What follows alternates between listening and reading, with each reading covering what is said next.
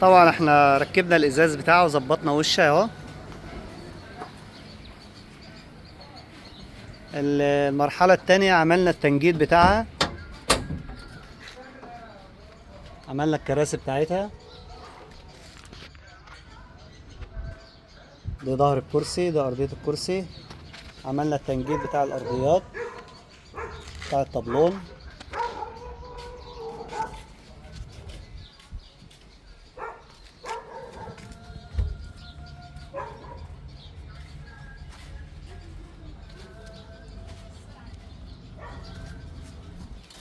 دي السقفية طبعا.